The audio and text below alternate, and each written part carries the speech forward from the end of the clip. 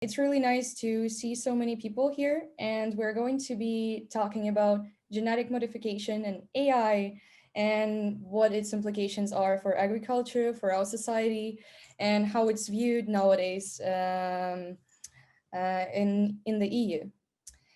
Today we have me as a moderator. My name is Alisa, and I'm going to be handling your questions during the discussion afterwards as well. In the first hour, we're going to talk to our experts, Stacey and Tish. Please wave to our audience. Tish is, hold on, I have a small problem. Yes. Tish is an expert in the EU law, and she knows quite a lot about AI and agriculture, and we are going to be really happy to hear her inputs about how the EU law works and where different regulations are stemming from. So basically, what kind of reasoning is behind introducing different types of restrictions, for example, for agriculture in this manner. And Stacey is an expert in biotechnology and genetics. She's currently doing her second year of master's at Lund University and works with plant genetics. But I think we should give the stage to them to actually talk more about their expertise and their opinions currently on GM. So if Tish wants to start. Yeah, sure. So hi, everyone. So I'm Tish. I am half British and half French, although despite the best behind me, I am actually Welsh. I'm not English, but you can't have a Welsh passport or an English passport. You have a UK passport. So I am British for that matter. But after the 31st of December, I might just be French. So there we go. I'll put a French accent after that. So this is the last you hear of me with that. I'm kidding. But yeah, so as Alyssa said, I am I used to be a law student. I did English law and French law. So basically 2 degrees in one. Why did I do that? God knows. But it was really good because it showed me that if you want to be critical of the law, you have to be, you have to be ready to really take some hits, which I'm sure a lot of law students here know what I mean, in that we are, as lawyers, just meant to implement the law. And I really didn't see myself doing that, especially with Brexit. I don't really know what's going to happen there. France is all based on a civil code. So if there's no law on it, then the problem does not exist, which isn't true. And yeah, so as Alyssa said, I specialized in EU law in my final year in France. And yeah, for me, the EU is a really incredible institution. I will go on about why later on, but for me, it's one of these institutions that has really that has survived a lot. If you think of Trump, you know, with what he did, like downing the UN and all the soft laws, he's kind of managed to navigate through. But with the EU, just this week alone, the budget not being passed through because Poland and Hungary aren't following the rule of law. No, they won't get, basically Hungary and Poland are currently vetoing the budget because of a potential clause saying that you won't get the budget unless you obey the rule of law. For me, is something really impressive that I don't know many supranational/international institutions doing. So anyway, all that to say, I'm quite a big fan of the EU. And however, now I'm doing my master's in sociology of law. And that enables me to be really critical and to have people back me up. So I really enjoy it. And right now I am doing my internship where I look at artificial intelligence directly throughout anything really. I look at it from a consumer's perspective, from healthcare perspective, from basically everything is the best way I can put it, although it tends to be quite EU focused. So yeah, so all that to say, I'm really excited for tonight. I have various experiences from all over to be able to guide you as to why today the EU, the way it regulates GM crops is very much precaution based. It's all based on precautions. So on that note, that's me, and I'll pass over to Stacey.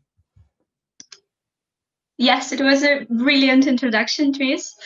Yes, my name is Stacey. Nice to meet you, everyone. And as Alisa said before, I'm doing my master's here in Lund University. In name of my program is really long, but basically it's genetics, and now it's plant genetics. And I started actually in Russia, and I didn't do anything really related to biology. I started as biotechnologist, and it may sound like I did a lot of in biology, but actually I did like most of my courses were engineering, math, and physics. And it was quite funny how I ended up here, because I just saw advertisement on Facebook, like studying in Sweden. And I just called my mom and I asked, Mom, what if I will just go and study in Sweden? She was like, yeah, sure. So now I'm here, guys, and I'm doing my master's here. And it was quite funny how I actually switched to plant genetics, because I really wanted to go to neurogenetics, which is like people and our brains and everything. And I was really fascinated. And I actually applied to one of the labs here in Lund, and I was admitted, but then Corona started. And unfortunately, this lab was closed because of Corona. And actually, I found myself in a situation when I didn't know what to do. So I just contacted my professor, and he said, oh, poor thing, you feel so lonely. Okay, you can just come to and help us in a greenhouse. And I was like, oh, plants. Yeah, sure. I have a few in my home. Yes, I like them, but I never thought about working with them, actually. And when I came there, it was instant love. Yes, I fell in love like I think for the rest of my life with plants and their genetics. And now I'm looking forward to working even more with that, and hopefully doing a PhD in Europe, but we will know where exactly. Thank you so much. Thank you so much, Stacey. And actually now I feel like it would be appropriate to ask how genetic modification is actually connected to AI, because we are Hub AI, and you know, everybody would be very curious to know how the field of genetics was actually transformed, or what kind of opportunities were brought about with the introduction of this new tool. Yeah, so if you could please elaborate on how it really Yes, absolutely. Yeah. Yes. And as I know, artificial intelligence doesn't have an exact definition. So I can say that the same applies for genetically modified organism, even though, of course, genetic modifications and like genetically modified organism, meaning it's like a genetic material that has been like altered, so just changed using genetically engineering techniques. But here we come to the point where a lot of people don't understand what it actually means, because the history of like breeding, pre-breeding, and then genome editing is really complicated. So we started, of course, as crossbreeding between like different species, and then when in 1930s chemical and radiationally applied changes were possible to change to cause mutations in organism. Of course, we studied those mutants, and this is what was called genetically engineering. Not really, but people believe that they can actually manipulate the genome by applying like different chemicals on the seeds, for example. And then, of course, came genetic modifications, and now we are actually in the era where genome editing, like really controllable and really specific genome editing, is possible for basically any species. And to answer your question, actually, how is it connected to artificial intelligence? I would say that 100 years ago, when people studied organisms and they thought that you were studying like organisms really precisely, that they knew everything about it, they actually knew nothing compared to what we know now, because it was really hard. Our genomes are large, they're really big. And even if we will have like a Escherichia coli, which has a really small genome, it's still really, really, really big compared to anything that we know before. And just imagine manually trying to find a certain gene in like a big book of like written symbols. It's basically just four yes, 4 letters, but still it's really, really complicated. And of course, when we started using computers, it helped a lot. Now we can actually find mutations easier. We can design what we want to do with organisms. So I would say it really dramatically changed everything. So artificial intelligence is really helpful, and it's really connected to basically anything right now. Yes, thank you very much, Stacey, for such an interesting wrap up of the genetic modification and AI. And I totally agree. I feel like AI can be applied anywhere today because it's a tool, and as any other tool, depending on what you want to do with it, you can do anything because it's intelligent. I was actually wondering, like, did it affect the scope of what we can do actually these days? So for example, if we go back to what we actually came here to discuss, GM agriculture, do you think it actually empowered GM agriculture, or did it play any role in speeding up the process, in actually making it possible?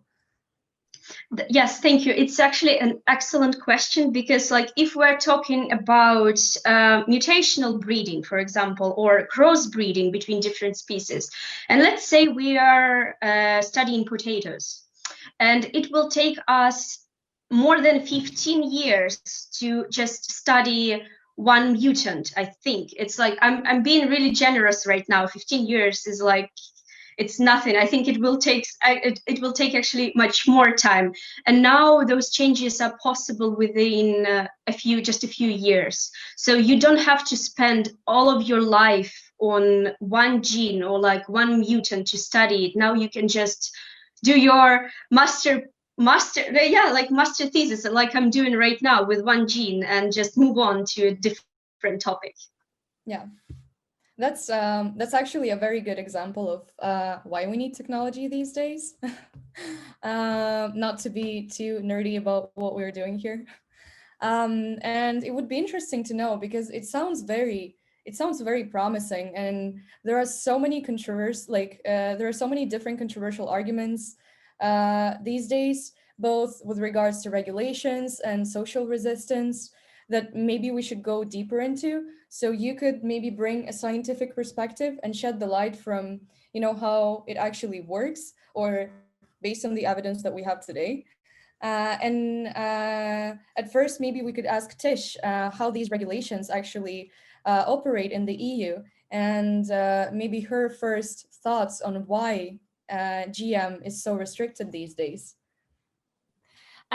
Thank you for your question. So I think it's important to start with the imagery, with the metaphor that comes into our mind. And when I hear GM crops, I think chlorinated chicken, I think tumors, I think bad things, right? And I think unnatural as well. And these terms don't come out of nowhere. They come out of media. I think the first time where genetically modified really made a hit in the media was with the rats who got loads of tumors the size of ping pong balls. Now I know that there's scientific reasons why those mice are likely to get tumors when they get older, but the study was like, it's because they were fed on GM crop. Look at this instead of the mice that didn't eat GM crop. So this is kind of the first time where we're like, oh my God, we're all going to die. So maybe if we keep this in mind, and then I kind of talk about the EU and how it comes about, because the EU isn't a state. So what that means is that it really relies on people's trust. It relies on countries coming together. And so that's where we need to start. So if you don't mind, I'm going to take some of your time to talk to you about the beloved EU. So after the Cold War in the 1950s, obviously the countries collapsed economically, and during the war and after the war, there was a huge shortage of food. And so basically what happened was that 6 countries came together, especially for France and for Germany's sake, to come together and be like, let's have some peace, like let's grow economically together and ensure peace, lasting peace. So that's what they did. And the best thing you can do for that is trade with transportation of goods. And so that is agriculture. And agriculture is therefore the vital point of the EU. That is practically why it's there at first. So in 1957 comes the Treaty of Rome, and it's just about, there's a few more things to it, but we're just going to look at agriculture. So it was all about food production. For once, people won't have to go starving at any point, hopefully. That was it. So then they make a huge leap in 1992 with the Treaty of Maastricht, which basically for the first time ever, you have citizenship of the EU. So now you're not just talking about, oh, you can you can trade some goods from here to here. All of a sudden it's like, no, everyone is part of the EU. Whichever country you are who is in the EU, you are also EU citizens. So all of a sudden there was trade, like there was movement of goods, there was movement of people, there was movement of services, there was movement of money, which is crazy. And all of that is really based on trust. So the mere fact that us Europeans today, like my law degree is recognized in Sweden, is because of a trade deal. So yeah, about trust. So this is all of that already. And so by this point, also what the Treaty of Maastricht includes for the first time ever is health and safety, is health for the consumer, ensuring that everything that we put to our consumers is safe. But it also means that you have to keep the farmers happy. There's loads of cases, so many cases of French farmers that will just go in the supermarket because they're not paid enough. So, so the French do play quite a big role in ensuring farmers' roles. So there's farmers and there's consumers to keep in mind. So if I move on a little bit more now if I just recap a little bit. So right now you have EU citizens, now you have a single market, you have trust in the system. And this brings us on to where we are right now, which is, what the hell does the EU do? Great question. Thank you, Tish. No kidding. But so the functioning of the EU, so there's a treaty specific for that, which explains what the competences of the EU is. Well, what competences does it have? And so it has 3 main competences: exclusive, shared, and just, what is it called? Let me look at and supporting competences. So for exclusive competences, it's main, and this is really important, one of them is that only the EU can make a trade agreement on behalf of all its member states. So never, ever could Germany just ratify a trade agreement with, let's say, China. That is just not possible. So it means it has huge trading bargains. A lot of the times it doesn't go with the World Trade Organization, what the World Trade Organization says, because it organizes its own trade agreements. So this is huge, because all of a sudden it doesn't matter that the EU doesn't have an army, because it has so much power with trade. So that's a bit unlike the US and obviously all the other countries in the world. And then you have shared competences, which I thought I would bring up, because in that you have agriculture, you have environment, you have consumer protection. But whenever there's a shared competence, if the EU acts upon it, then the member state can never act upon it ever, unless the EU stops basically doing stuff on this. And this is basically what's happening right now with a lot of GM crops, a lot of with GMOs. Because GMOs, like I mentioned, there's a lack of trust towards it. There's the European is skeptical, and more importantly, I would say, because of lobbying, GMOs don't benefit farmers right now.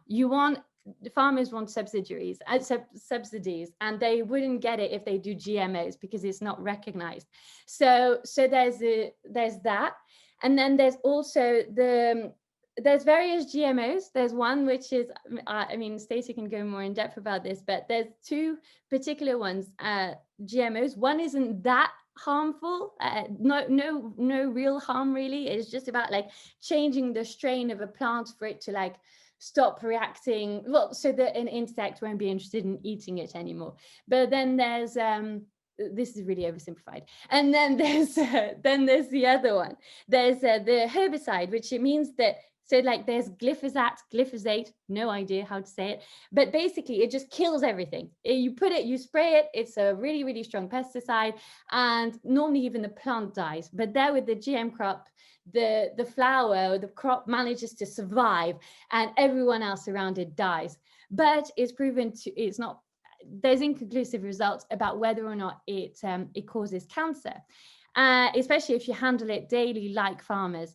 So what's going on right now is that France, for example, has banned it. So as of 2021, no one can trade with France if they use glyphosate. Well, like if your product contains glyphosate.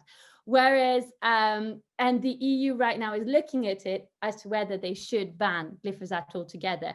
So yeah, so as soon as they act upon it, this means that all the other countries will most likely have to go and do so. Although it's a bit more, this is the simplified version. But yeah, so this is what is currently going on with regards to regulations. It's very nicely, tightly, all put down to consumer trust, consumer protection, the environment, and lobbying. That was a really interesting recap, Tish. I would say from from the perspective of my studies that as for the environment, it's a very controversial topic because it can actually be better than pesticides. And pesticides in general and chemical companies that we use nowadays for agriculture, they're really detrimental for the soil and for the biosphere. But I think we can talk about it a bit later. I just wanted to put like my small piece of information over here. I was actually wondering and wanted to ask Stacey about what it actually means from the scientific point of view, what kind of opportunities and challenges it can bring, and is it actually justified that consumers are so afraid of it? Yes, I will actually start with something that Tish brought up. It was really interesting how she divided those like GMOs into two parts, because if I would be asked the same question, I would divide like not the same way. So for example, let's move back a little bit, and once again, genetic like modification is when genetic material has been altered using some techniques, like genetically engineered techniques. And let's say that we have our gene somewhere. It doesn't really matter what gene it is, but let's say it's a really important gene for us, and it's in potato or barley or whatever, like your favorite crop. And let's say that we will cut this gene right in the middle, and then we will let the cell either repair it like by its own, like by nature, let's say. So it will be non-controllable joining of those two DNA strengths. So it will be like the cell will either just join them as it was before. It can add something in between, which is called insertion, or it can actually delete parts of the genes because, let's say, it doesn't like it, like in a simple way. So we will get really, really unspecific products out of it. Or another way, it's we introduce a cut right in the middle, and then we will add some sort of template DNA. So the cell will repair its own DNA according to the template that we gave the cell.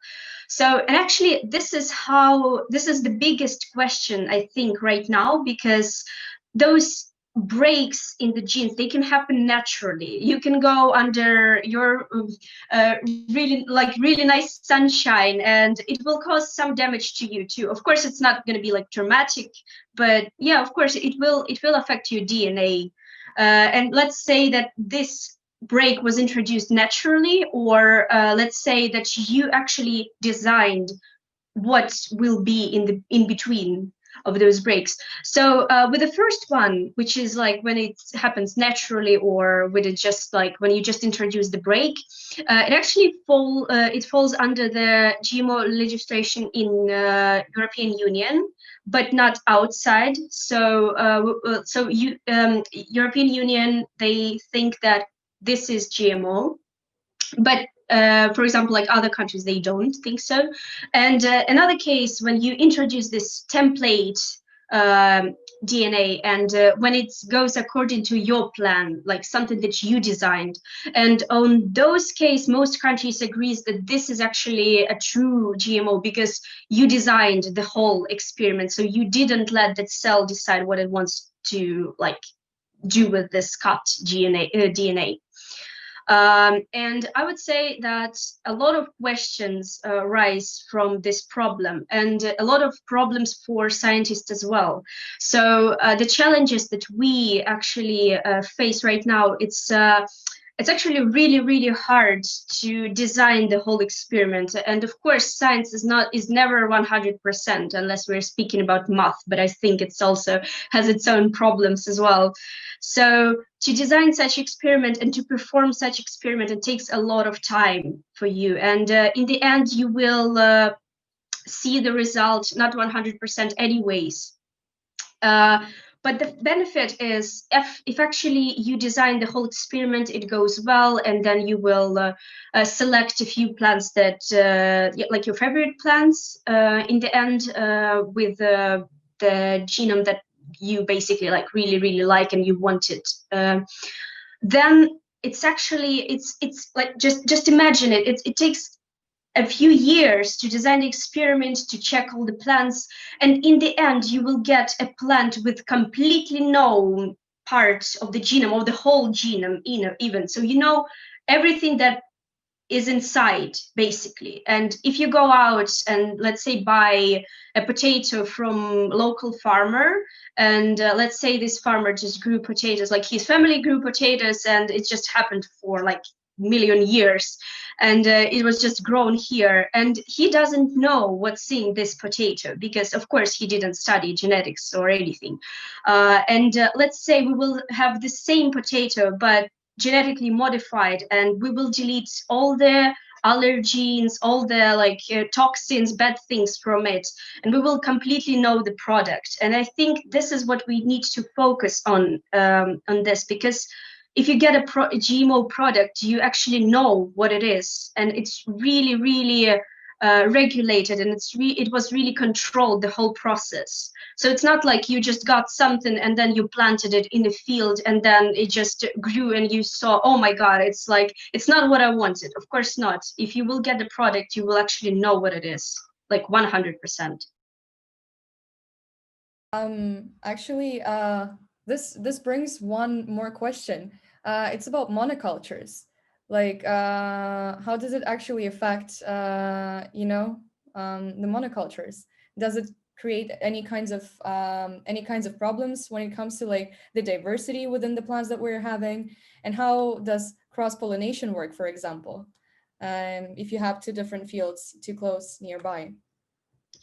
Yeah, exactly. It's actually a really good point, because right now, even in US, where it's like where you can actually grow GMO plants, you have to plant them really far away from other plants so it won't cross-pollinate.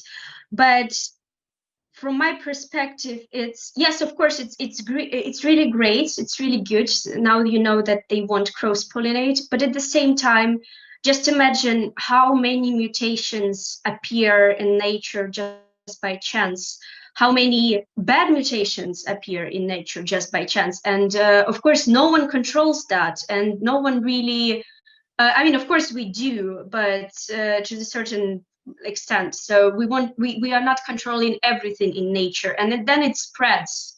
And it's like a good example of it will be a coronavirus, for example. So yeah, it just mutated a little bit, so it can survive in human bodies at our like body temperature, and now we have like a huge problem. And maybe you are, of course, a fan of theories that this virus was actually created in the lab. I don't know. I really don't know. I am not capable of answering this question, but I feel like it actually happened just by chance. And this is what happens in nature anyways. And if you will introduce some plant that you really sure, like you're really sure that its genome is like sort of perfect, or at least it's perfect for humans. We are not talking about yeah, we were talking like you designed it, so you know it's perfect for you for some reasons that you designed it. And I think it's actually, even if it cross-pollinates with other plants, I don't think it's gonna, of course it's gonna be a problem in the beginning, because now Tish brought up this topic about using some pesticides on the plants. And of course, if you will introduce the gene that will help a plant survive from a certain pesticide, of course, then if you will just let this plant grow among other plants will get resistance anyways, like because of cross-pollination, because mutations just appear in nature, and only the plants that they will have this gene will survive, so other plants will die. Of course, those plants that have the mutation, they will multiply, and it's going to be a lot of them. So yeah, it actually seems like something where we could introduce AI to control crops, like to, I don't know, make some kind of a surveillance over bees, and maybe the wind, the speed of the wind, and how the pollination can happen between different fields, to actually track the development of the crops.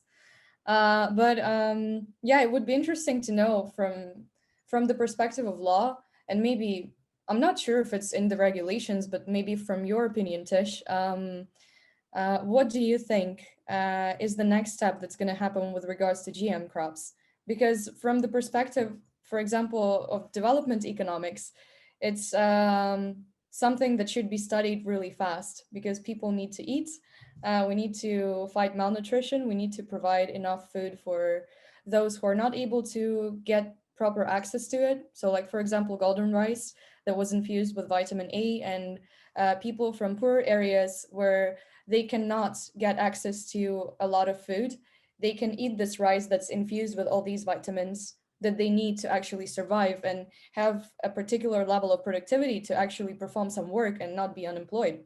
So there are a lot of different things that can be involved, and I'm just curious about what you think from the legal perspective it takes for us to either embrace the concept, or I don't know, introduce some new regulations so that it can be studied more easily, so that we at least see some progress. Like, is it a yes or a no?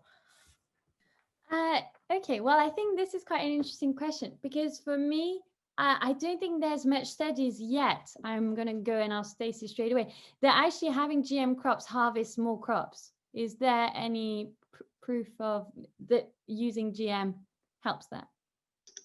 I mean, let's say it wasn't, yes, you are completely right. It wasn't studied enough, but let's move to, let's go to barley, which I'm studying right now.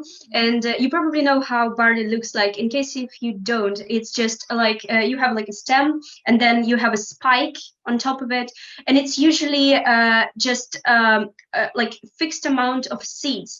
But by editing just one genome, actually it's just one nucleotide, so it's a really, really small change, you can get 3 times more seeds. And of course, to claim something, you need field experiments. But when people just restrict field experiments, if you have the laws that just prohibit it, it's really hard to say, oh yes, of course, it just increases the amount of food we will have like in the future. But if there is no field experience, it's really hard to compare results, because of course in the lab where the conditions are perfect, when you like give them certain amount of light, certain amount of water and nutrition, of course we would say, oh yes, of course they are great, they're perfect for field experiments. And then you will do field experiments and it will fail, or it will actually give you good results, but you don't know. It's really hard to tell. Yeah, so from that perspective, I wouldn't be able to answer the question as to whether you can say that it's better or not to tackle food poverty. And at the end of the day, you know, I think something I'm not making this figure up, but I've just heard it so many times that at the end of the day, a quarter of the population consumes 3/4 of the food. So I think that's maybe more something that needs to be tackled. But from a regulation perspective, so the EU really prides itself on safety.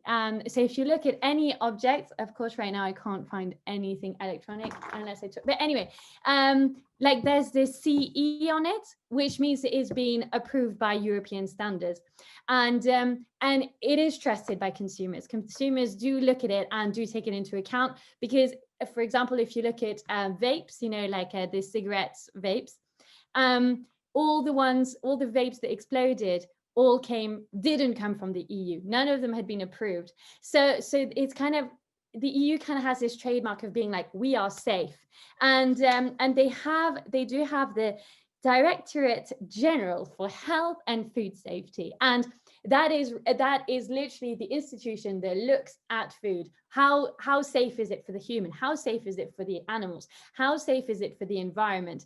And on top of that institution, it also has an independent one, which is a European Food Safety Authority, which looks at everything, like how like basically from an independent perspective, is the EU doing the right thing? So from a regulatory framework, I think this is perfect. It ensures trustworthiness, there's accountability, very good. And so what it is doing right now for GM crops is that you have to go through a ton of procedures. I think like there's basically you have to fill out loads of forms, and but it's the aim of the framework is basically to protect the human, the animals, and the environment. And then basically they want to make sure that whatever is being done is harmonized. So it's not like, oh, France does its thing, Italy does its thing, is everyone needs to do the same thing, which again is very interesting, because instead of just throwing it out there, we're just trying to hope that everyone else will follow, which again ensures trust.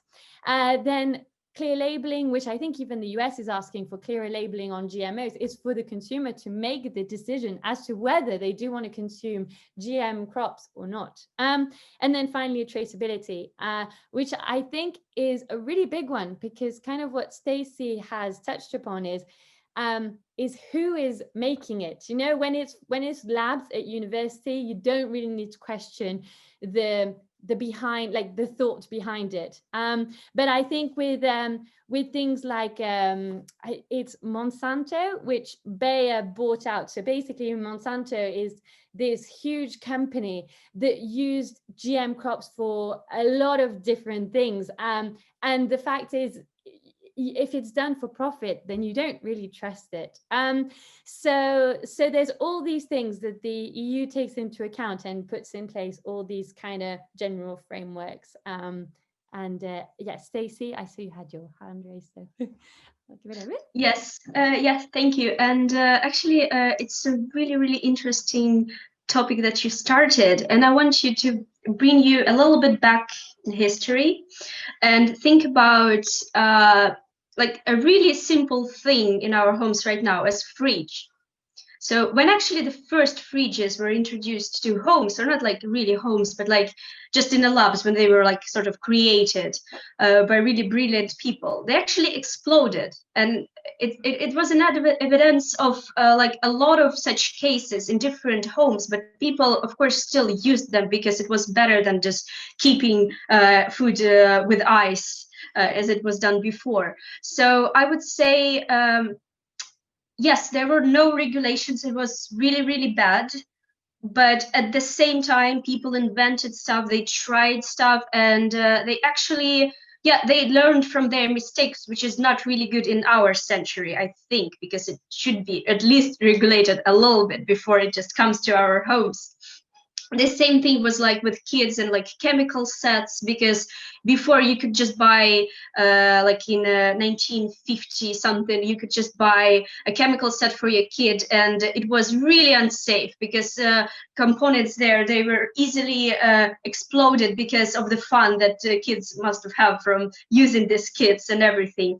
So I would say that yes, lack of regulations are really bad, because people will be, in the end of the day, we will die. They will get certain like diseases, injuries, and everything. But at the same time, when you bring a lot of regulations, a lot of like law pressure on people, you know what's gonna happen. It's gonna be like secret labs somewhere, and people will maybe edit their own like DNA, or maybe they will edit their own food, and then you will never know when it comes to your home, because they will just plant it at their gardens, and then it will cross-pollinate with other things as well.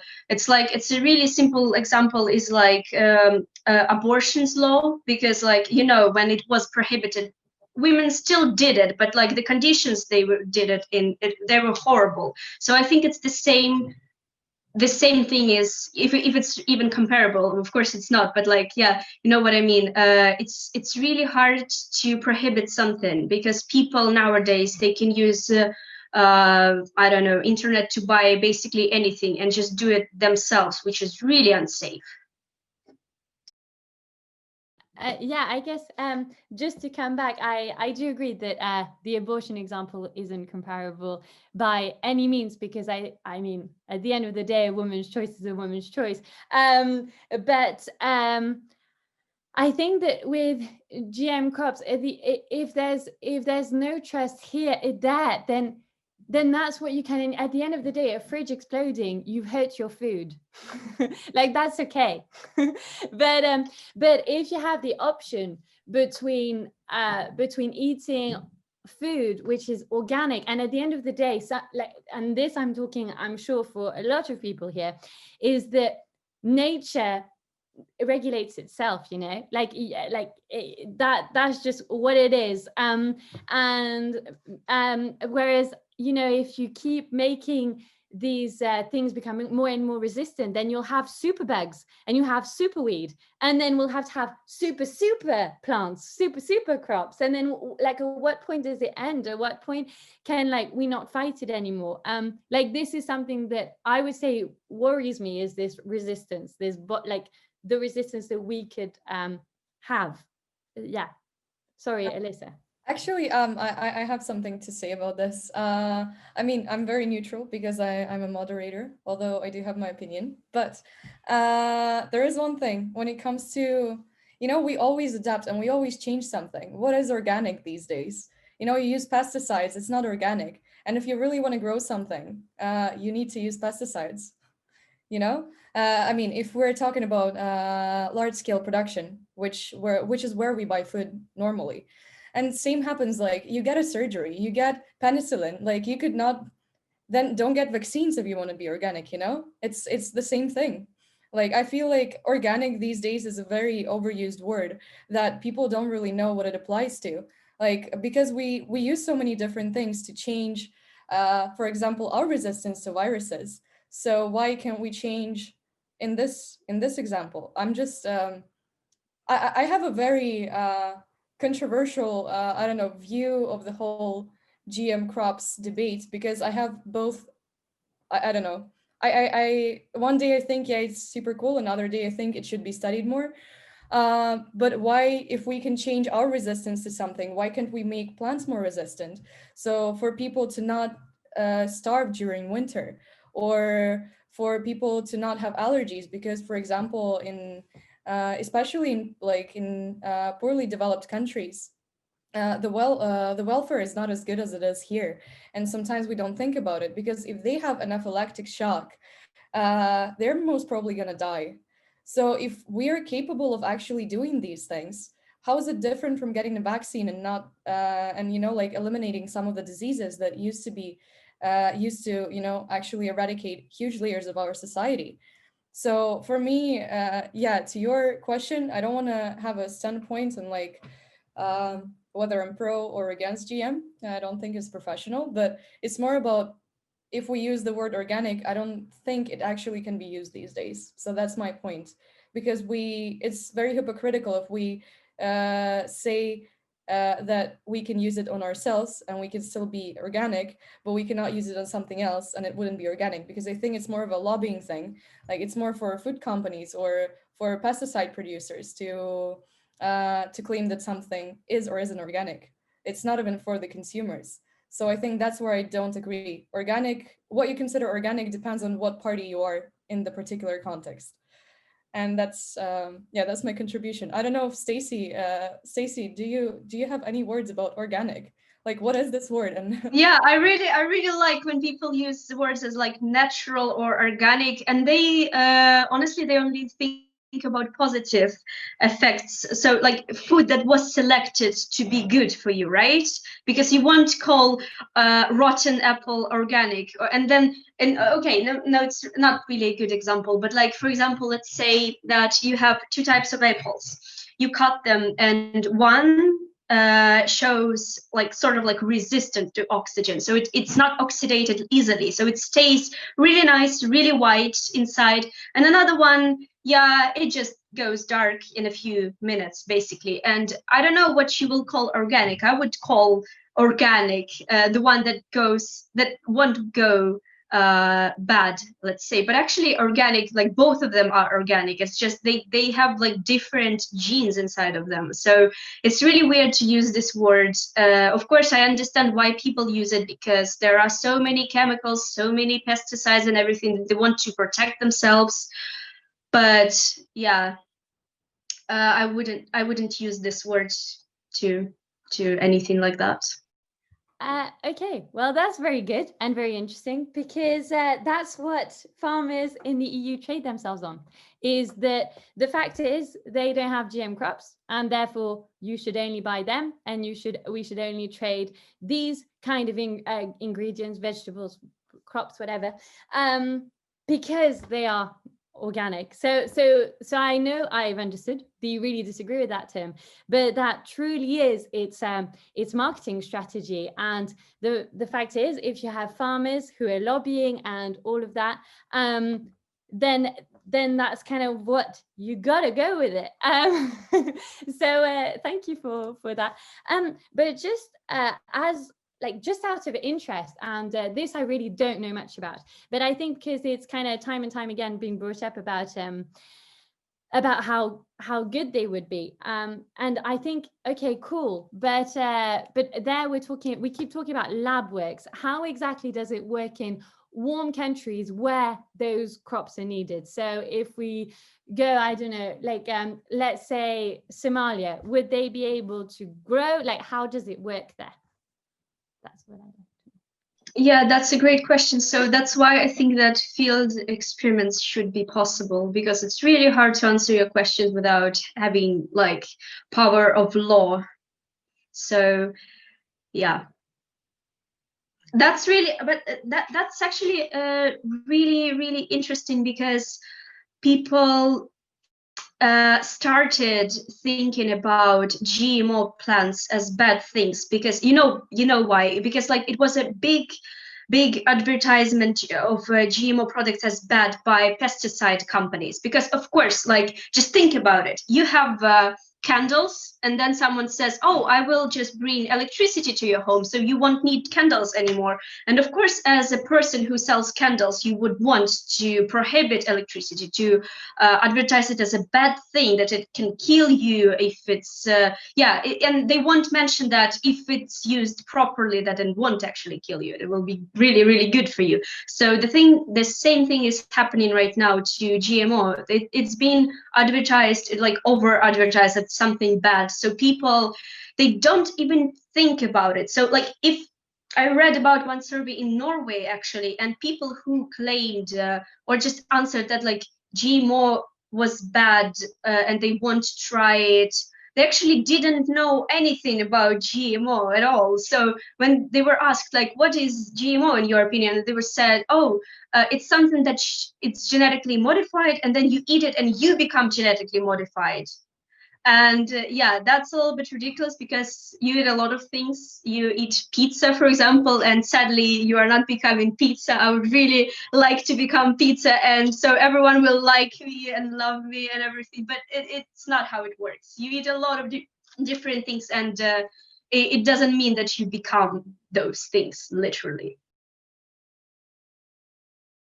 Yeah, I think that's actually a very funny example. It reminds me of the whole arguments. I don't know if I don't know if in your countries anybody's scared of microwaves, but actually one of my classmates, her parents told her that she cannot use microwaves because if you microwave some food, then it's gonna change the genes, and then if she eats it, she's gonna be poisoned with radiation, and it's gonna change her genes. So when she saw a microwave in my apartment, she was like, oh my God, what is it? So I feel like, as with any other type of invention, people are very scared of change and people are very scared of technology. And it's not even because there is lack of trust, it's because there is lack of discussion on something. And so it's the same question about open science. Should it actually be available to everyone? Or should we at least control how much narrative we introduce about different types of technologies to debunk the myths that surround different things?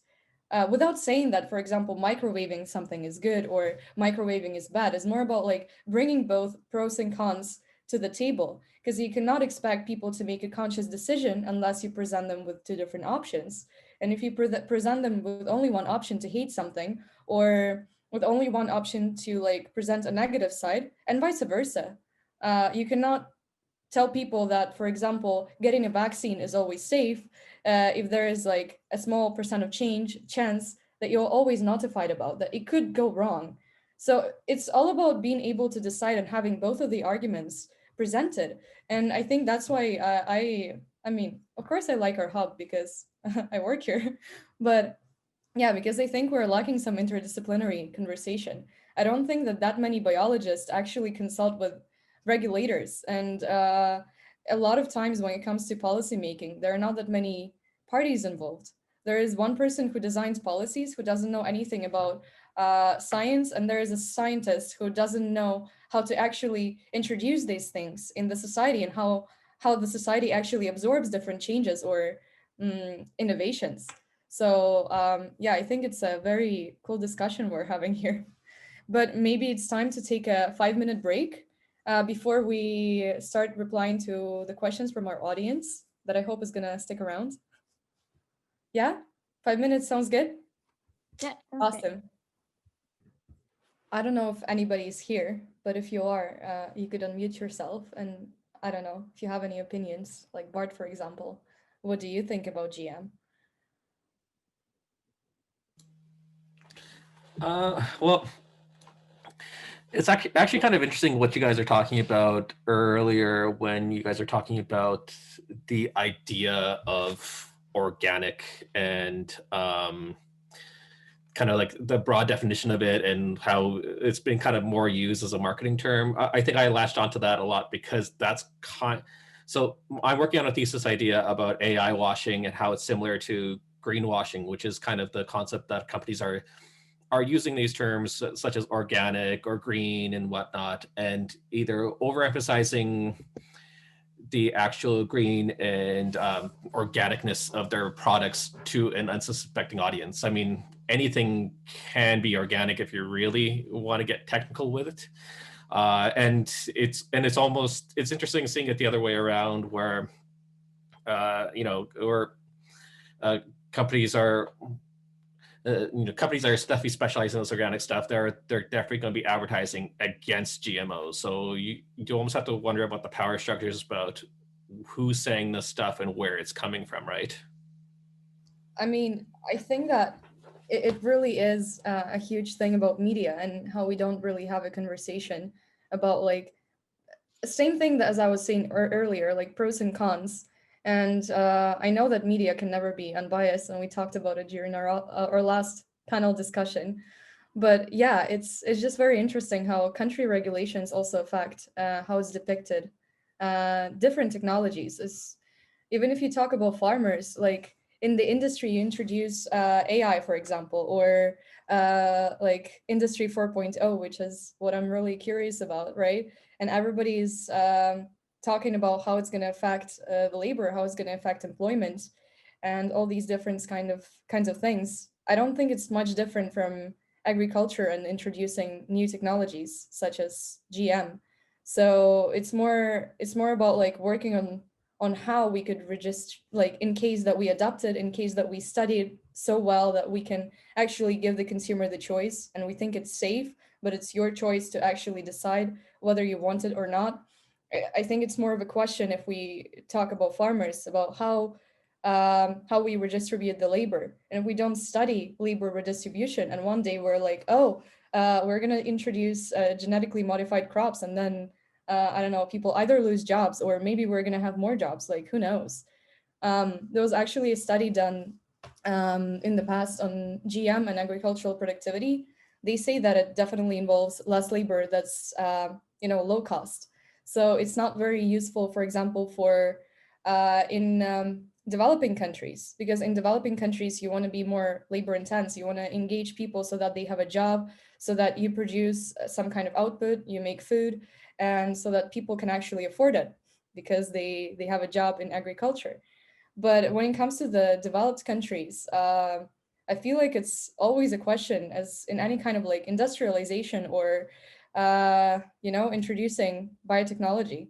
It's all about studying how it would affect the change instead of like completely blinding ourselves and not talking about it, because not talking about something only makes it worse. It's only a question of where we actually like, when are we going to need some new innovation, be it GM or some other innovation within agriculture, because we can't satisfy the food supply, or et cetera, et cetera. So I think it's more about being able to study these things and at least having an open conversation without having some kind of prejudice in one or the other direction, because it can be anything. I mean, at this point, I think about the lack of research that we have, and the lack of research has huge implications in the future. If we really need it one day and we don't have any research, we're going to be in huge trouble. Yeah, whichever way, labor or some weird consequences that we couldn't predict before. Yeah, I don't know. That's just what I think about it. Research. Yes, I actually really like the point that Victoria made in the chat, because you say, yes, of course, it's going to be less places for people in the fields, but at the same time, it will open like enormous opportunities for geneticists, for example.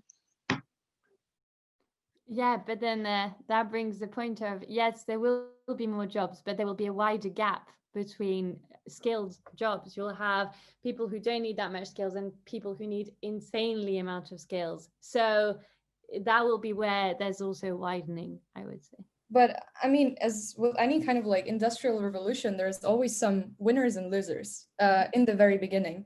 And any industrial revolution is also it's an investment, okay? Like you invest, you spend a lot of money to transform your production systems, to requalify the labor, and you give some training systems. And as for example, with Industry 4.0, which is smart factories, basically, it's been debunked that it would actually remove the labor from production. First of all, it moves labor to highly, like more high-skilled jobs, or maintenance of machines that's not necessarily high skilled. You just need to know what to do with these machines. And plus, I don't know if I am really interested about augmented reality, and people are frequently thinking about like Snapchat or Facebook and all these different funny filters that we have. But when it comes to things like the new industrial revolution, you can actually like have these goggles or smartphones and have manuals coming out to you for actually how to operate these machines, so you don't lose a job. You just do maintenance for it, or you navigate the production systems. It's always labor never like, we are not gonna like, we're not gonna get rid of our jobs. It's just about how to navigate this change. And as the same happened when we had like steam engines, you know, nobody wants to go back to the time that we didn't have them. Nobody wants to manually produce everything, because we adjusted and we learned how to integrate new policies and requalify our labor. And the same things can happen within agriculture or in Industry 4.0, for example. You just have these new technologies that can even make the requalification process much easier. So yeah, I think everything is about research, actually, about how smoothly you introduce new policies and how strong your institutions are to actually accommodate for these policies. And Simon, hold on. Yes, I think we replied to Victoria's question, but Simon is saying that simple work will be optimized, but they made a chart 20 years ago about what jobs would be replaced. Almost none of those jobs have been replaced yet. So everything replaced would take decades, not months, like something some people are afraid of. And I mean, I for one totally agree. It's an evidence that we have these days. It's just a very smooth process of people learning new skills and adjusting to new types of technologies that we're introducing. Yes, and can I make a small addition? It's only going to be smooth if we will actually research this much more, because otherwise it's going to happen anyways, like faster or slower. So what matters is to actually study it really, really well right now. So when it actually happens, when we will be able to, I don't know, maybe edit anything, any organism on the planet, we will be ready for it. But if we're gonna just decline, like if we're gonna say, oh no, GMO is bad, we're not gonna talk about it. So maybe it will go away, you know, like a problem. So I think if we will talk more about it, like just talking, it actually solves so many problems just in normal life as well. Victoria is sending us some articles on job automation. But yeah, I don't know. I think nobody can really predict this. And it's all about the smooth integration of new technology. First of all, only the developed countries will be the first to diffuse them because they have like more superior human capital. And it's way easier as well because there is like long-term evidence of introducing past policies, and that's why we study economic history of actually how the society reacts, how the industry reacts, will people lose jobs, and how to actually minimize the effect. But I mean, labor moves all the time, even if we don't talk about it. Hello, can I ask something? It's Victoria here. So do you think that what will happen to like the low-skilled workers, the blue-collar workers? Do you think that they will find something to do, or do you think we'll have some sort of universal basic income and just give everyone money, even if they don't have a job? Like, if there is a future where like half of all jobs will disappear, and maybe there will not be made as many, like to compensate for this loss. Do you think there will be such a thing like universal basic income or like some sort of security system with money? Yep. Should I? Yeah, sure. I'm just looking if anybody has their hands raised. I mean, same thing as I said before. Labor moves all the time. We don't necessarily talk about it. There are always new jobs. There are always new things that we can work on. And with the blue collar workers, they learn. Same as it happened, like same things that happened before with previous waves of industrialization. Labor learns, you know, people learn in order to keep a job and in order to survive. People adjust to the types of requirements that are needed for the job market nowadays. So it's not about losing the job that you might lose. The job that you have currently doesn't mean that you're going to lose your job. It means that your job will require new qualifications that a government as a responsible provider of these jobs has to actually invest into these requalification programs or in these technologies that can help you learn on site while doing these new types of work that is currently available. And I mean, there are new sectors that are also evolving and that people can basically dig into. So it's all about learning, just as it was before. We learn these days, like we're at the university in order to be competitive on the job market. And same goes for the blue collar workers. You don't always have to, if you're doing manual job, like you're assembling something, right, on the factory, and a machine does it for you, but the machine needs some maintenance and you need to do some manual work, like, I don't know, do the screws or do something else. It's still a job. It's a different kind of job, but it's still almost the same thing, you know? Yeah, but So- I also have this question that what if AI becomes so good that it will also sort of maintain itself, and the jobs that you think would be created for humans, like maybe more creative jobs or maybe more maintenance jobs, would also be taken over? Like if AI would be so good at this that there would be, that even the extra jobs, the new ones, would also be taken over. Is that a possibility, or is it a completely far out idea? I think Tish. Yeah, I can take this one. So actually, AI is pretty dumb, is where you need to go at first and foremost. AI is all based on, especially like machine learning, which we are right now at. Like deep learning is not where we're at right now. Machine learning needs data sets. If your data set is in any way flawed, biased, whatever, the AI has no clue. And it'll just keep on doing whatever it needs to be done.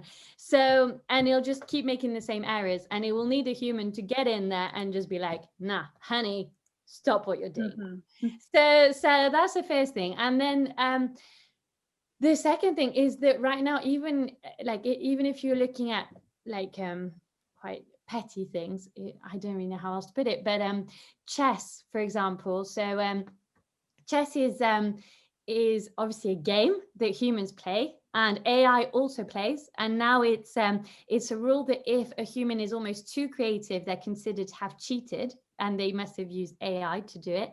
But if a human and AI come together, then they will be able to beat another AI. So all that to say that right now we're very much at a collaboration stage. We're not like, I think what you're mentioning is maybe minimum 50 years. I don't want to make a massive prediction, but I'd say like this is minimum. Yeah, Stacey? Yes, I actually completely agree with you. It's like sometimes when I say that I work in a lab, people think that the only thing that I'm doing is just like taking one tube and put it in one machine, then I take this tube and put it in another machine, and then I get spectacular pictures of my results, and then I just sit at my computer and just read articles, write articles, and that's literally what I'm doing. And of course, this is not true. I mean, of course, machines do a lot for us, and it's a lot of waiting time when you just like, yes, you load the sort of machine and then you just wait, and then you need to do something with it, and then you wait. But at the same time, there are a lot of situations when you need to think, and you need to think really, really fast. And of course, computer sometimes thinks faster than you, but you need to be really experienced, and you need to think as like yes, of course, as a computer, but more as a human, like what you want to achieve. And so far, I don't think that computer can fix those issues for you. I don't think it can just replace you.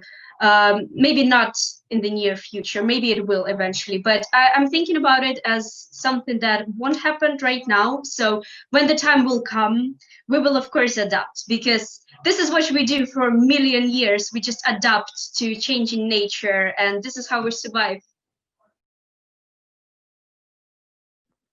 Yeah, but I think as we've all mentioned, research is really important, but I think there's also the political agenda, and bridging it back to GM crops. I think that the fact that the EU and the US wanted to do a trade agreement to bypass the World Trade Organization laws, which are like it's just basically taxes, tariffs, and they're incredibly high. So if you can make it so that you have your own trade agreement, then it's really good for you. And And basically, when the US and the EU were in discussion, there was so much controversies about chlorinated chicken and GMOs, and that was huge. Everyone kind of put GMOs and chlorinated chicken in the same bracket, and so many citizens got really involved with it. And if we look at AI between the 1960s to the 1990s, late 1980s, there was no funding for AI because it was just not seen as something that could be useful. And I do fear that these kind of trade negotiations where everyone wants to get involved without much knowledge is causing huge harm to GMOs, if GMOs could be the answer to food production. I just wanted to let everybody know that Stacey and Tish are open for questions, or anybody else for this matter. If somebody has some expertise on the question that's being asked, we would really like to, hear something, or maybe even your opinions. Like, what did you think in the beginning of this lecture? Like, what kind of position did you come here with, or what amount of knowledge, if you can quantify it? And maybe what kind of opinion or thoughts you have right now as well, after the discussion.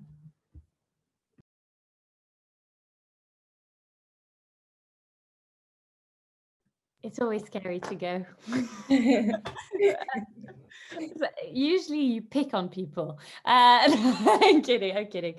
But I do see Monica and Bart laughing, so I pick on them. But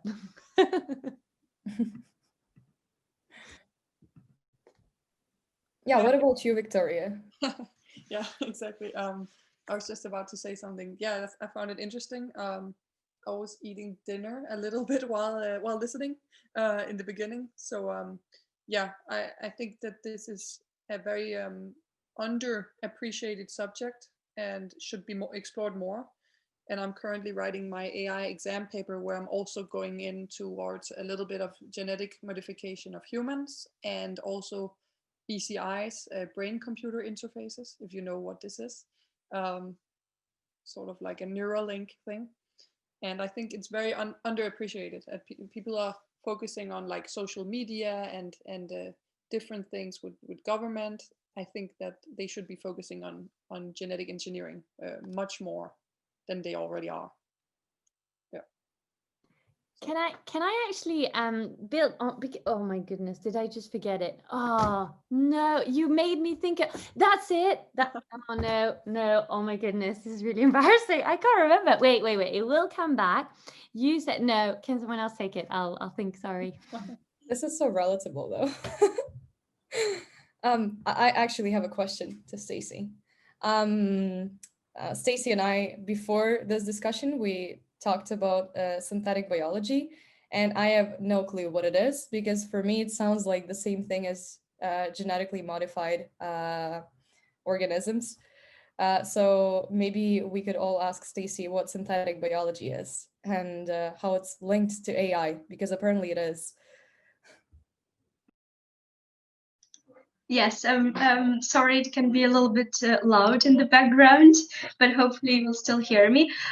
So it's actually it's really cool that you asked me this question, because I would say that synthetic biology is a really complicated matter, because it basically describes something that is going to happen soon, but how soon, it's really hard to tell.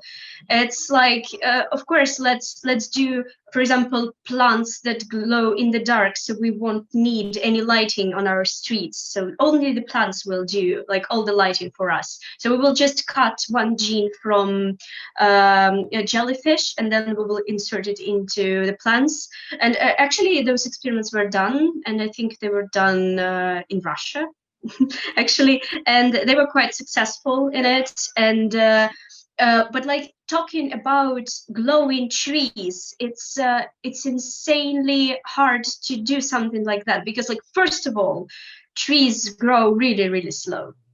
So to study those trees, it would take a lot of years anyways. And it's just one example, and like other examples can be basically anything. It's like inserting something in your bodies, just different genes, just altering those genes.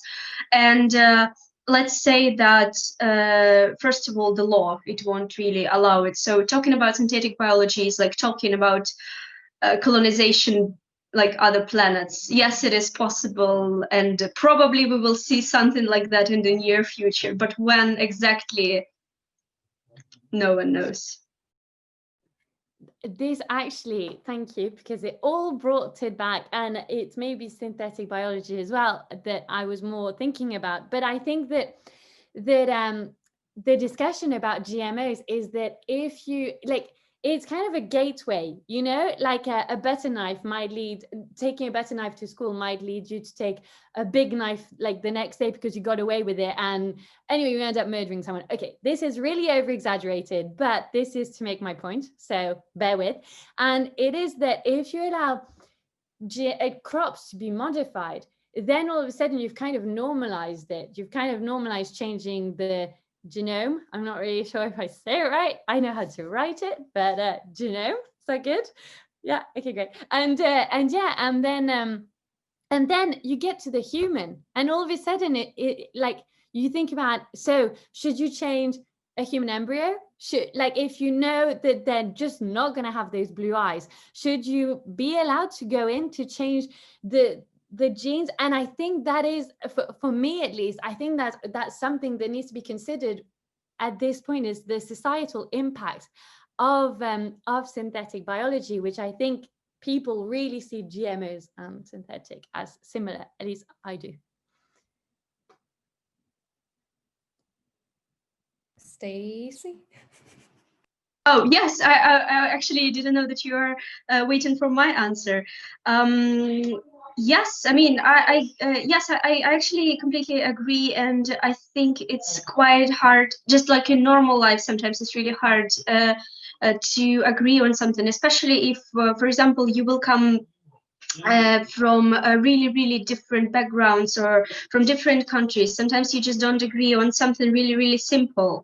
So I don't think it's, I think it's necessary to discuss it. And I also think that it's really hard question to answer. And like, if you're asking me, I would say those changes will come eventually anyway. So people, if they will get this ability to modify themselves or their babies or anything on this planet, they will come to the point and they will just want to do it sort of for fun. Like, isn't it fun to have like pink hair, for example? Of course you can dye it, but what is it to have it permanently, or like, I don't know, purple eyes or something like that? So of course eventually I think we will come to this point, but it's really hard to tell right now. I think those changes, some changes are necessary because sometimes it just comes to one gene that can destroy your life and it can cause a really, really bad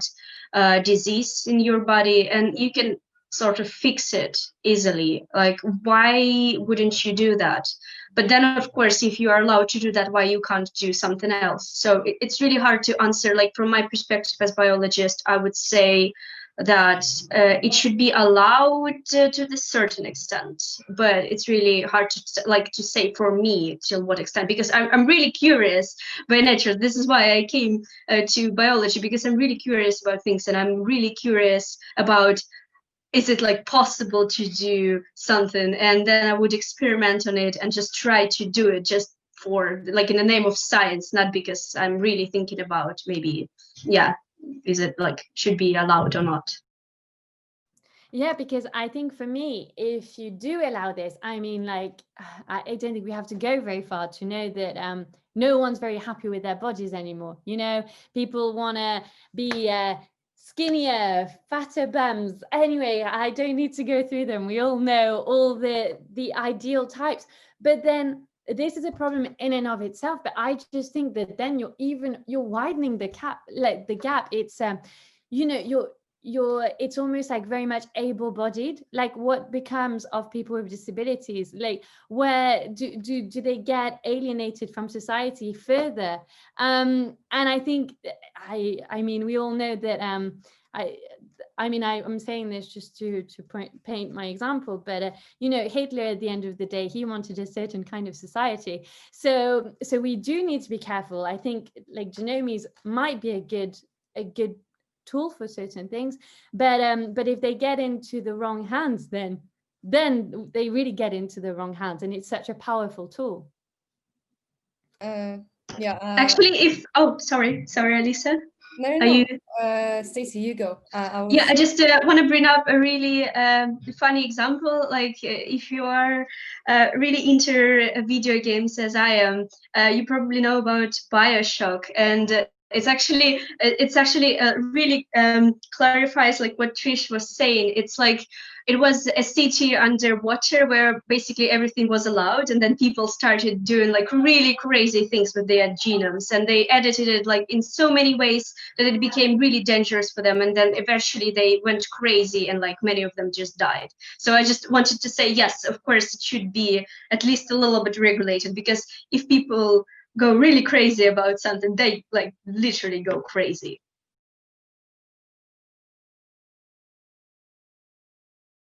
Oh, sorry. Sorry, I thought that my mic was on. Yeah, I think that's a cool example. And I mean, any technology that we get basically has some kind of regulations around it. That's why we have law people, to look out for the new things and, you know, adjust the law before it can cause any damage without the regulations. But we received actually an interesting message from Matis. I'm not sure how to pronounce the name. I'm really actually sorry. left. Yeah, but Yeah, but I still think it's a cool thing to look at, because he's bringing up the difference or the similarity between the responses to GMO and AI technology. And I think this really illustrates the point that we were trying to make before, that people are really scared of the unknown, and unfortunately it stays unknown unless we talk about it.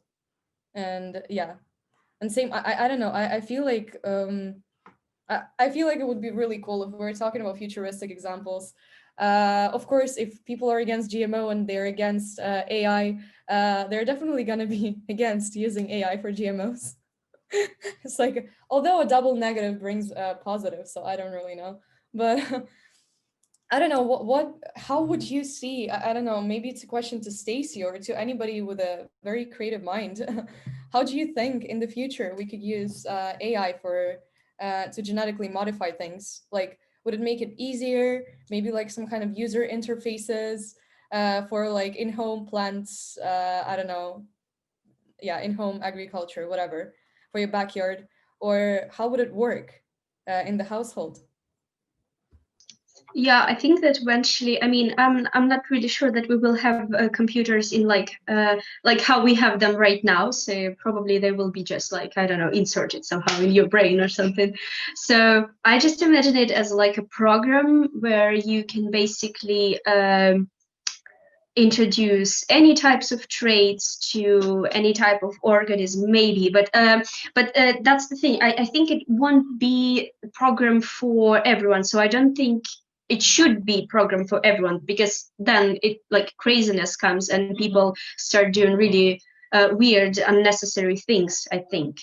But at the same time, it would be cool to have like, to a certain extent, to have this program to maybe be able to get food with certain traits that you want to eat in your area, or for some reason, like for health issues, maybe you would want food with some like high levels of some like certain proteins or something. So maybe you will be able to order this food through this app or whatever it will be, like program.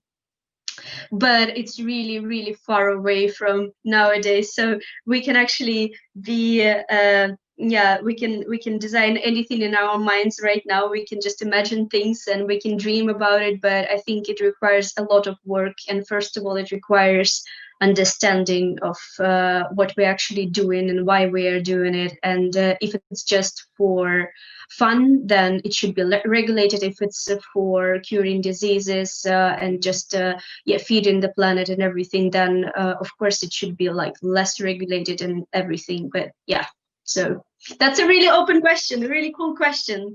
And I have no idea how to answer it. And it's actually what makes science so excited, because like the more you know, the less you know. I really feel you. And actually, I was going to ask a question. I don't know if you guys saw, but Singapore have made the first ever project of a chicken that was never a chicken. Well, like it was never like a chicken, like, yeah, like you get what I mean? It was never an animal chicken, but it's chicken. Would you eat it? Is what I wonder. Would you try this chicken from Singapore? This chicken from Singapore? Of course. I would actually ask question to you, Tris. Like, isn't it crazy to eat just a normal chicken? Just think about it. Like, how crazy is it? Like, this species exists on Earth. How crazy is that? Like, nature created something like chicken. So why it should be so crazy to eat something that was like a little bit modified by people? I think it's the same question. We eat a lot of different things, and not all of them are actually good. So why not? I think, yeah, the reason why I'm asking is because I'm linking it to autonomous cars here. And everyone's like, oh my goodness, autonomous cars, so cool. And then it's like, okay, come into my autonomous car now. And then all of a sudden everyone's like, what the fuck? No, we're not ready. Like you could crash anytime, I don't know. So Actually, I have a point to make because I don't know if our chat will be visible on the recording, but our chat is blowing up. Everybody's saying, yes, I would eat lab meat. And here's a small pattern that I've noticed.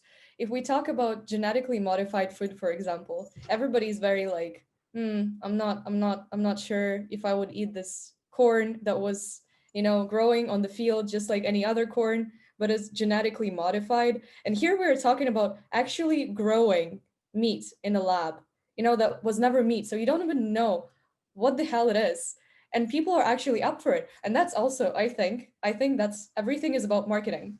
Because everybody's vegan these days. And it's so cool to be vegan, and it's so cool to be organic. And again, is it really organic that we grow meat in the lab? But is it ethical? Is it actually making a difference, or has the potential to make a difference after it passes, significant layers of testing? Yeah, it has. And I think that's why people are reacting to it this way, because everybody's very open to plant-based diets or like to substitutes these days. And that's why I think there's an interesting difference of like, we grow meat that's not meat in a lab, and people are fine with that just because it's organic. I mean, not it's against animal cruelty, and it doesn't involve, all of these environmental consequences associated with meat production. And here we are growing plants on the field, basically the same kind of. For me, I'm not Stacey, but it's just I think very controversial. It's food. Can I ask a question? Why would it be unethical to eat lab meat? What are their reasoning behind this? I'm not saying it's unethical. I'm just saying that there's what they use as a reasoning for this, like the people who are against it. I had a conversation with one of my professors who's vegan, and we asked him about lab-grown meat, and he was against it. And I believe his philosophical elements was, why are we trying to recreate meat specifically when we can just create plants that can give us the same kind of nutritional value and things like that? It was a much more complicated explanation than I could probably remember right now. And I'm not vegan, so I can't really say about his side of things, but it's definitely about like, if you've been raised a vegan, I don't think, it seems like there's a big vegan community that just wouldn't go to meat because you've always been taught, or you've always told people, or you've always been told that it's wrong for one reason or another. And if anything, maybe it just reminds you of the way we treat animals right now too. Yeah, I mean, Victoria brought up a really interesting point in the chat as well. It's because it tastes, or it tastes good. So it's more of a point like of how we are culturally used to eating meat, and how it's how it's an integral part of our cuisine. So if we actually had this lab meat approved, if it was proven that it's safe, not saying that it is, if it was, maybe it would make it a bit easier for us to change our diets without actually causing the harm and without maybe sacrificing the cuisine and the culture. If somebody has this point at the back of their heads when they're eating meat-based products or dishes. I don't know.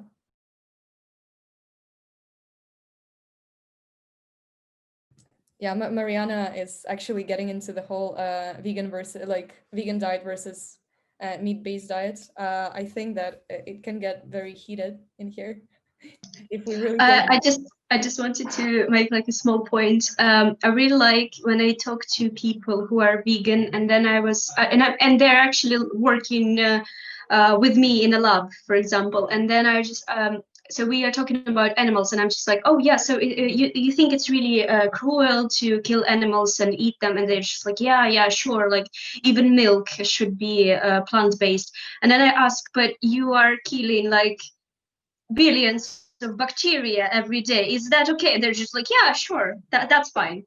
So it's really interesting how ethics actually works in our brain, because we don't consider bacteria really alive or plants really alive. So it's actually okay to kill them and just to modify them, so we will get like other products and everything. So I think it's really fun that we don't really think about those types as like something alive.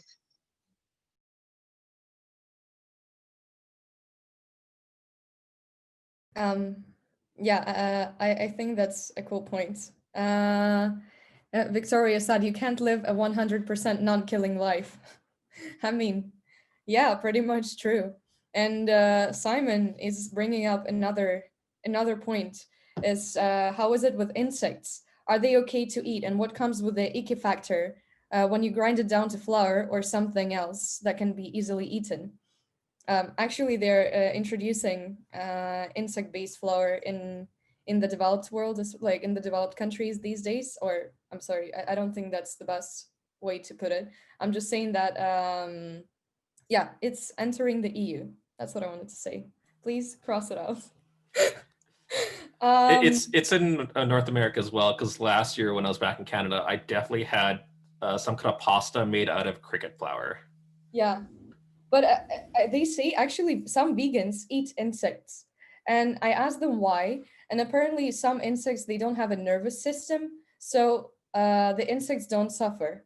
So it depends on what kind of, like, the reasoning behind why you're vegan. Are you vegan because of the suffering that you bring to animals? Are you vegan because you don't think you are in charge of like ending something's life, or for some other reasons? So I think that people who are, you know, against the suffering, they eat insects. But yeah. And that is why the EU is great. It allows consumers to make their own decision as long as there is clear labeling. We love EU. I'm kidding. Yeah. I think it's a really yes, it is Jin Tanqueray, but that's my surname. My real name is Letitia, but we call me Tish. Sorry, I thought I would answer the chat. But about the vegan and non-vegan conversation, I asked also my vegan friends, and they were very much what Bart was saying. Like the whole point is that you stop eating meat. The whole point is that we kind of get an understanding that like we are being more compassionate. And so why the hell do we keep trying to make substitutes? Like, just get over it, just stop eating it. Which I thought was quite interesting.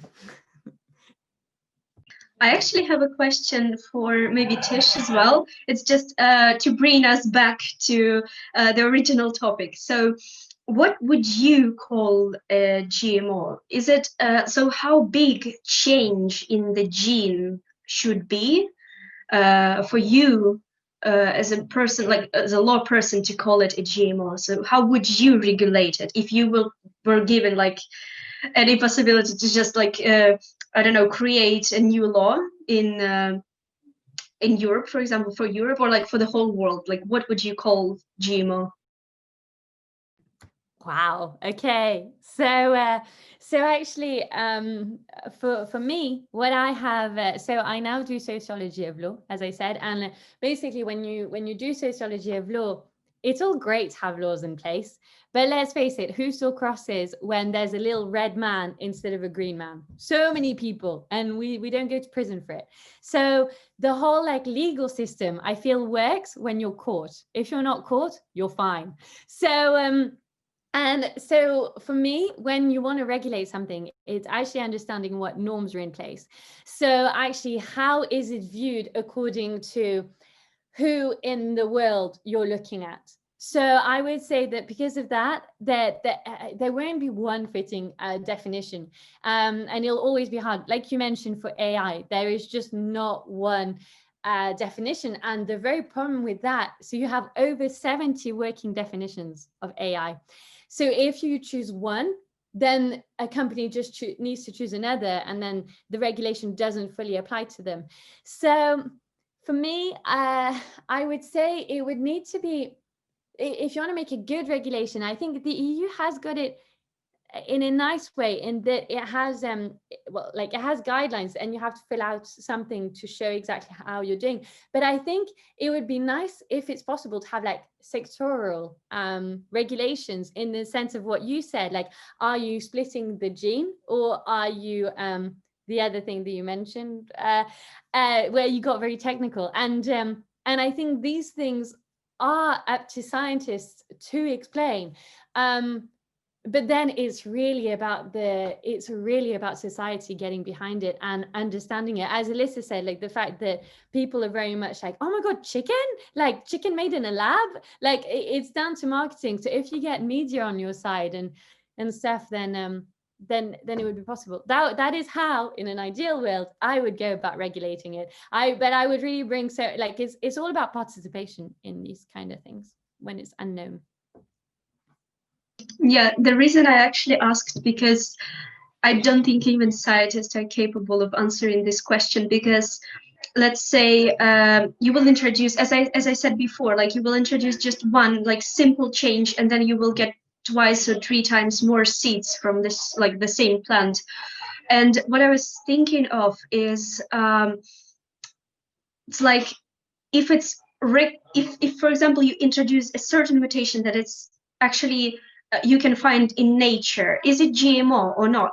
Because let's say you want something that will have more flavor or less flavor or brighter color, whatever, and you can do it in the lab, but at the same time you will go and find it on like a really remote island somewhere. And so is this actually GMO? Because you can find it in nature. So that's a really hard question. So it's like no surprise if you wouldn't answer it at all, because it's really, really hard to actually understand it. Of course, it's easy to say, oh, this is GMO if it wasn't present in our genome or any genome before. But if it's something that can naturally occur, then yeah, it's really hard to answer this question. Yeah, and I completely agree. I mean, I was shocked when I found out the carrots weren't orange. Well, like the first carrots weren't orange, and they're only orange because of the Dutch monarchy.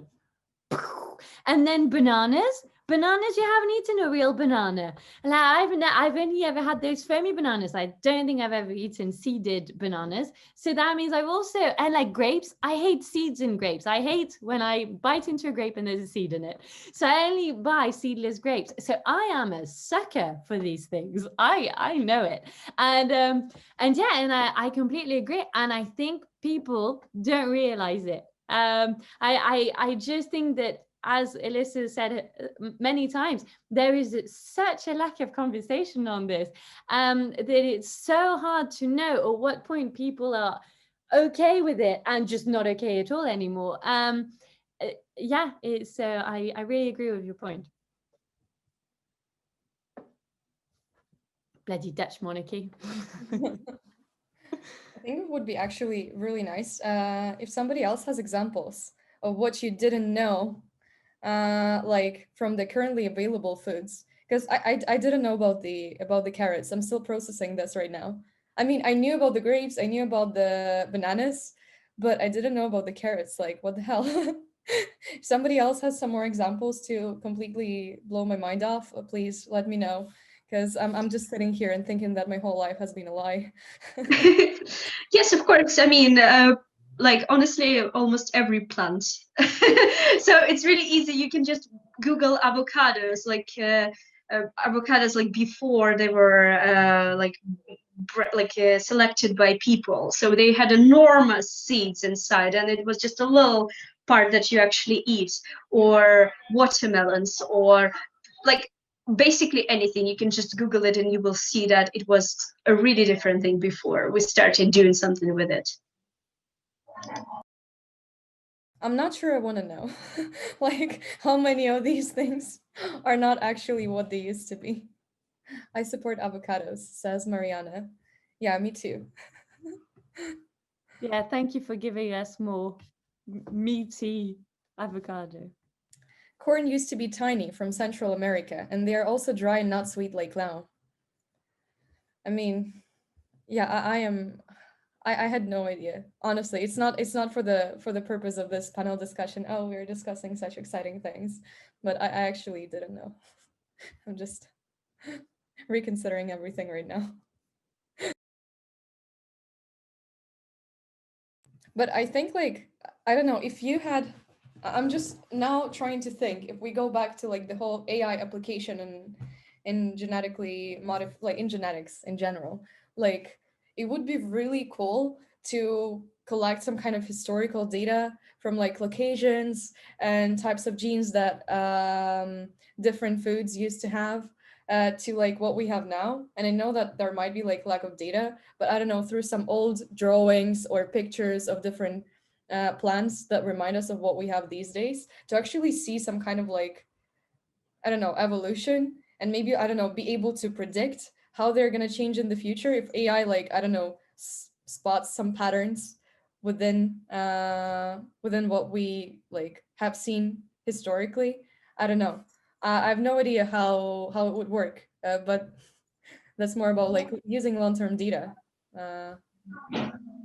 Yeah, I'm maybe not as good with data as you are, but I would say that artificial intelligence, like, just it helps us to understand more, and by understanding we can actually do something with stuff, because it's really hard to predict something, it's really hard to create something new, it's really hard to just try things. Of course you can try like sort of to create a philosopher's stone, right? You can just mix everything together and just hope that you will get gold in the end. Of course, I mean, maybe it is possible, I mean, who knows, right? I mean, about like if we're speaking about biology, but at the same time it's much better to know something and then apply your knowledge. So I would say it's just, as you said before, artificial intelligence, it just helps in so many different areas. So of course it will help us. In what way? Yeah, by helping us to proceed data information faster, by understanding more, by trying to do work that would take years for us by like seconds for a machine. So I think that's what makes a big difference. Yeah, I think building on what you said, I mean, AI and GMO is for sure, there is something going on, and that is, so for me, I think you know, big corporations and who they buy out is really interesting, because it really shows you the direction that we're heading into. And so basically Bayer, which is a pharmaceutical company, a German pharmaceutical company, has just not just 2 years ago, I think, merged with Monsanto, which I've mentioned previously, that's done a lot of like GMO stuff. But basically Monsanto it was involved very heavily in GMOs, and I think it's like one of the biggest nut producers or whatever. I'm not too sure what it does, but the important point that I wanted to make is that Bayer was also, one of their representatives was also used in the high-level expert group on AI for the EU. So it's really interesting about the link, because clearly there's something going on. Bayer is there. Bayer is ready for whatever GMO and AI is doing. They're at the ready for it. So maybe it is like understanding data better and like all of that, but they're in it. Yeah, and but something else that I hold very dear to my heart, actually. I'm gluten intolerant. Yes, life sucks for me, just in case you wanted to know, especially Christmas times. I mean, who the hell, why like St. Lucia, why do they have these saffron biscuits? I hope they taste good, is all I can say. But yeah, I think like these kind of things, they would be, like if it can be avoided, if they can make like a new kind of wheat so that I could try these Lucia biscuits, I would be most grateful for it. Is it possible, Stacey? Yes, of course. I mean, they removed a lot of allergens before, so like, why not? Of course. And I'm pretty sure it is already done. It's just I honestly don't know. I never really studied this because yeah, but I'm pretty sure that like everything is possible, right? That's what I want to hear. I think it's also about like personal bias. Like once everybody finds something that GM could like in which way that GM could be useful for them. For example, like, oh, I could eat gluten-free. Maybe I like GM now, you know? Or, oh, this has so many vitamins and I have, I don't know, like, I have problems organizing my diet. And this is like, this has all the vitamins that I need in a day. Yeah, I feel like everybody has their own self-interest in every kind of technology. Like it depends on how you would be affected. Your reaction can basically be predicted based on what opportunities it opens for you. And it's same with everything. Like basically any kind of development we have, there are always like people who win and lose again. And depending who you are, you're going to be either for it or against it, with or without convincing arguments. Because you're not going to say, oh, I don't like it because it doesn't do anything for me. You're going to come up with a conspiracy theory or something else, you know?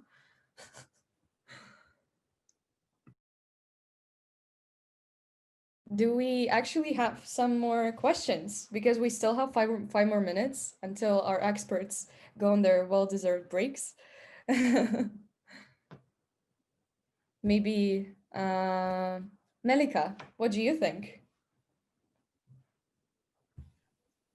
Generally speaking, I don't know, I was confused about the whole situation for a long time. And I personally think that no matter how much I listen about this, I read about this, it's just never enough because things are ever changing.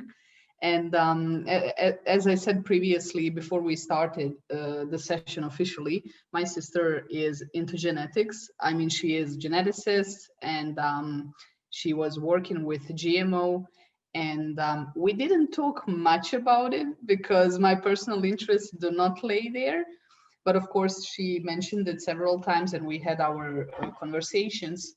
And personally, I think that generally speaking, maybe at least where I come from, GMO is biasly presented as something inherently negative.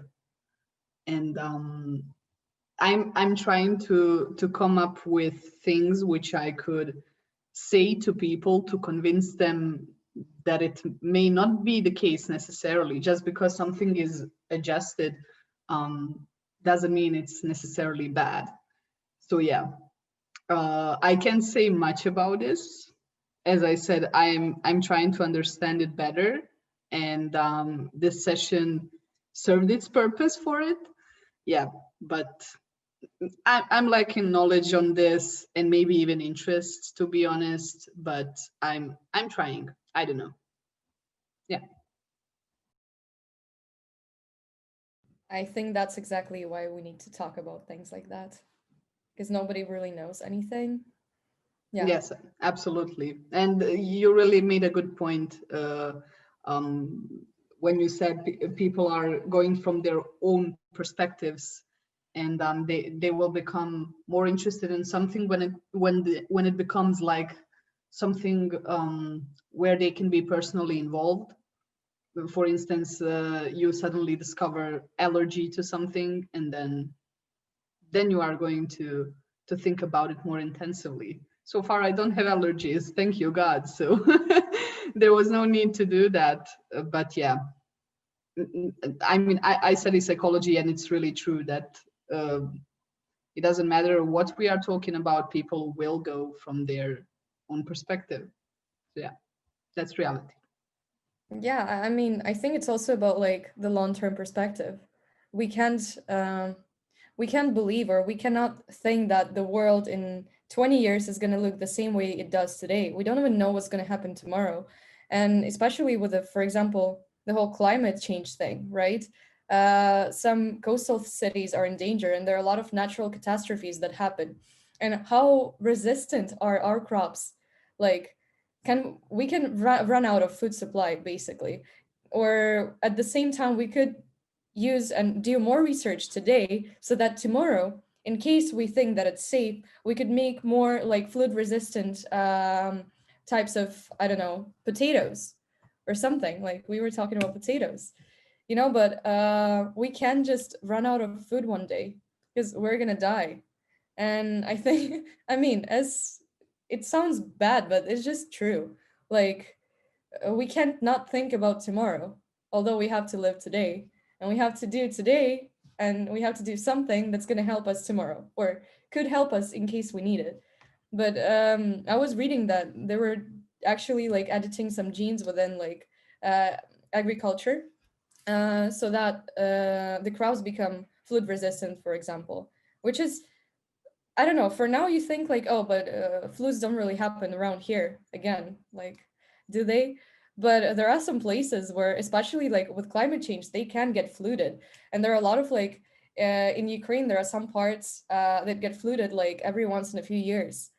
And that's how people like, as a farmer, I want to make sure that what I'm producing is sustainable, like in terms of like, I'm not gonna be putting so much money into it and so much effort and not have any product in the end, you know? So even from a perspective of farmers, as Tish was, because Tish was making a lot of arguments about how farmers are at the core of like how EU regulations work.